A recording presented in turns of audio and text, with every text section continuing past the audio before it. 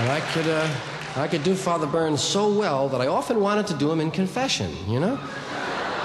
I wanted to get into Father Burns' confessional one Saturday, maybe a half hour before he showed up, and get in there and hear a few confessions, you know?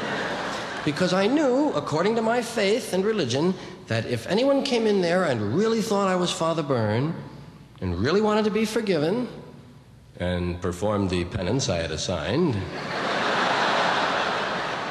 they would have been forgiven, man. Because that's what they taught us. It's what's in your mind that counts. Your intentions. That's how we'll judge you, what you want to do. Mortal sin had to be a grievous offense, sufficient reflection, and full consent of the will. You had to wanna. In fact, wanna was a sin all by itself. Thou shalt not wanna. If you woke up in the morning and you said, I'm going down to 42nd Street and commit a mortal sin, save your car fare. You did it, man. Absolutely. It was a sin for you to want to feel up Ellen. It was a sin for you to plan to feel up Ellen. It was a sin for you to figure out a place to feel up Ellen. It was a sin to take Ellen to the place to feel her up. It was a sin to try to feel her up, and it was a sin to feel her up. There was 6 sins in one feel, man.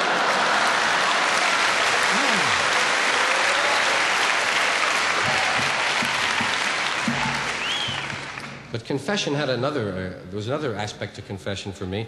Our neighborhood was right between Columbia University and Harlem, Juilliard School of Music, Grant's Tomb, 2 seminaries, Jewish Theological and Union Theological Seminary. I said Harlem was there. And then to the north, a Puerto Rican and Cuban section.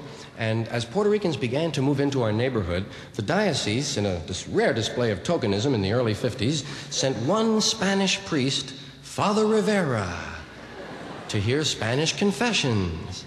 And all the Irish guys that were heavily into puberty would go to confession to Father Rivera. Because he didn't seem to understand the sins, you know? Or at least he didn't take them personally, you know? It wasn't an affront to him. He was no big theological harangue. He didn't chew you out. He was known as a light penance. In and out, 3 Hail Marys, you're back on the street with Father Rivera, man. Boom, right? Boom.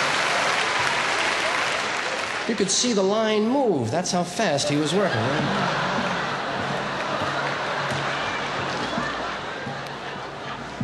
But he wasn't ready for the way Irish boys were confessing at that time in that place. Right? Oh, bless me, Father, for I've sinned. I will touch myself in an impure manner. I was impure, impurity and impureness.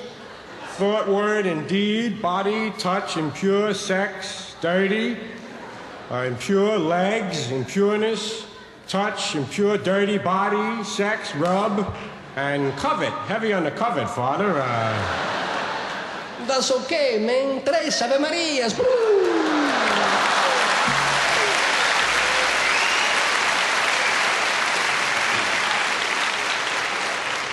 You'd be home in 5 minutes, you know? The Irish priest, on the other hand, nice guy, but first of all, he recognized your voice because you'd grown up there, right? He knew everyone. What'd you do that for, George? Oh, God, he knows, man. And the Irish priests were always heavily into penance and punishment, you know? They'd give you a couple of novenas to do, 9 First Fridays, 5 First Saturdays, Stations of the Cross, a trip to Lourdes. Wow. That was one of the things that bothered me a little about my religion, was that conflict between pain and pleasure, you know? Because they were always pushing for pain, and you were always pulling for pleasure, man. You know. Yeah.